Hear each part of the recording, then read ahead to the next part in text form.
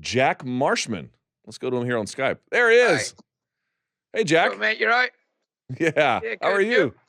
Those are some well-coiffed eyebrows. Yeah, trying to look after him. All right, man. So let's talk here just a little bit. You may not know much about me, and that's okay if you don't. I also served in the American military. So part of the reason why I wanted to have you on was because I felt like I have always a little bit more of a connection to fighters who either have served or do serve, just to set the context here. So you won at UFC London. You had a great win. You beat John Phillips. It was a close fight in the end, but you certainly won. And then this news broke that you had not told your command that you were leaving to go do it, but you still won. So talk to me. What happened after the fight? Yeah, it's sort of like that, but a little bit different. My officer in command knew that I was fighting, and he had basically okayed it, but it came from above him that I wasn't allowed to fight, and basically the day I was going to fight week on the Tuesday, I had a text message off my RCMO telling me that I wasn't going to be fighting, so I was like, so yeah, sorry about that. Someone trying to ring me. Yeah, so the RCMO told me I wasn't fighting, and I just sort of went with it anyway.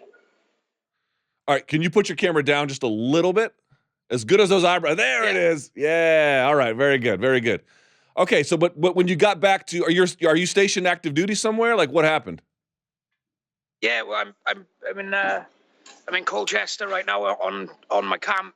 So, I actually got a disciplinary over fighting on the weekend. So, which is ridiculous, I think. So, like, did they take your pay? Did they do anything like that? I got an AGI, which is like a formal warning, and if you get another one in a year, you can be discharged from the army. Whoa, and that goes on your. I'm leaving anyway. I've given my year's notice because on the 4th of November that'll be my 12-year point. So that's me signing off now. So you decided to leave the military? Are you deciding to get out of the military for what reason? I want to continue fighting. I've been doing this for like 12 years. I'm fighting at a really high level. I've made it to the UFC. I've just been offered a new contract, and I got really far. But at the minute, my job as a soldier. I'm a professional soldier. I'm not training the same ways as everyone else. So okay, so you got a record of 23-8. So like, how much do you think? Look, I was in the military too, as I mentioned. There were a lot of great things about it. There were a lot of things I hated about it, if I can just be candid. Yeah. Only service members really understand that. So I'm sure it's been good for you if you've been there for 12 years, but you're saying it's really impacted your training? Yeah, of course. That's what I'm saying. Is but exactly how you explained it then. It's some really great parts of the army that, I'll get to train with the boxing team quite a lot, and I'll be working away and stuff like that. But then it's other things where I'll go on a 6 weeks exercise or something, and I won't train for 6 weeks solid, because I'm doing other things. And then obviously the facts of like active tours and stuff, there's like 6-7 months at a time, and you're not getting any training out there, So it's definitely impacted my training. So in the UK, you can give a notice of a year and then you can get out? Yeah. So you do a minimum of 3 years, and then after you've done 3 years, at any point then you can sign off, which gives you like a year until you leave. But I wanted to wait for my 12-year point to get my half pension. Man, they don't do that in the American military. You sign up for 4, bucko, you are in for 4. They don't let you get out after a year. That's pretty cool, actually. Yeah. Now, what do you do in the military? I'm a paratrooper, so infantry. Oh, you're a grunt. Yeah. So you jump out of the planes, eh? Yeah, my first 9 times I ever stepped on a plane, I jumped out, and then the 10th time I got on a plane, I flew to Afghan. So it's some pretty shit plane journeys. Yeah, you have not had enjoyable plane rides. Now, how many times have you been deployed? I've done 2 tours of Afghanistan. How was that? Yeah, brilliant. with what is what we joined for, really. That's especially your first tour when you're young. You look forward to it. Then when you obviously got a misses and stuff on my second tour, it's a bit harder then. But yeah, it's what I joined the army to do, so I love it, really. Now, were you into MMA before you got into the military, or what did it happen while you were in? No, I'd had a couple of amateur fights just before I joined the army, and then I just pursued it. I boxed for the army for a long time, so obviously I was mainly working on my hands then and getting better there, and then all of a sudden MMA started taking off, and I started taking more fights and stuff. So it just went from there. Now, when you fought at London, I guess which I aired on BT Sport and all that, when you came back, did all of the other service members you work with, were they giving you high five and back slaps? Yeah, they love it. They've been supporting me for years. As in, all the blokes that I work with, they turn up to all my fights all over the country, and they love it. They do it. I got a massive support from the army. Here's what's weird.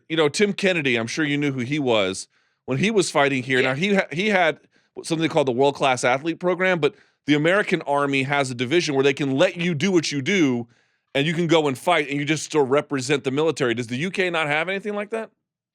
Yeah, they do, but as we're stuck in the past, MMA is not a recognized sport in the army. If I was just doing boxing, if I was boxing as a professional boxer, I'd be on that professional athlete's contract. But MMA is not recognized because they haven't got the like governing bodies and stuff over here the same. So it's really difficult. If in 5 years' time, I'd probably be on that. I'd be on that athletes program for the rest of my time in the army. But we just been stuck in the past over here, to be honest with you. Yeah. So for example, if you were like a super high level boxer, you'd probably be fine.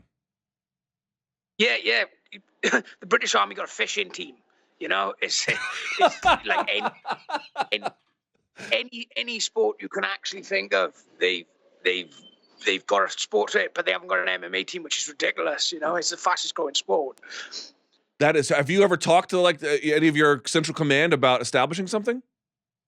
Yeah. I've tried, and there's been talks about it, and they come back with these like a crazy rule set of MMA, which is like ridiculous. It's like basically like some taekwondo show. It's like like I said, it's a bunch of old guys that don't fully understand the new sport coming through. Like I said, they got a team for everything you can think of in the army, and they support them. We got I'm in the 3rd Battalion Parachute Regiment. We've got Olympic bobslayers and stuff like that in our battalions, and they're all fine. But fighting in the UFC for them don't mean nothing. That's crazy. By the way, what is the relationship? I don't know what's up with this connection. You still there, Jack? Did we lose him? He froze. Oh, the magic. Oh, I knew we were going to have one of these. I knew. It was inevitable. We're going to try calling back one more time. I had a couple more questions for him. Dude, that is terrible. Think about that, man. The United States Army, they're the people who established, obviously, Army combatives. Brian Stan, you can ask him about it. I trained a little bit, too. The Marine Corps Martial Arts Program, it's not nearly as good as Army combatives. Army combatives is much more hierarchical, and there's a real curriculum to it. Marine Corps Martial Arts Program is just a bunch of grunts fist fighting in the backyard, but well, that's a little more than that, but it's not as developed a program. But the point being is, if you were a high level, UFC level fighter in either of those services, chances are you would probably get some kind of accommodation for it. Now, there's no guarantee. Tim Kennedy was Special Forces level, so he gets obviously a lot of extra consideration that the average grunt might not. But if you're a paratrooper, that's pretty good, man. That's pretty high level. So, dagger, man, that is really unfortunate. So now he has to be in a position where he has to jettison an MMA career or fight. All right, let's get him back one more time. I got a couple more questions for him. Jack, you there, bud? Yeah. There he is. Sorry about that. Just a couple more questions for it. I appreciate your time. Did you see this? Did you see this note that Darren Till put out on social media about you?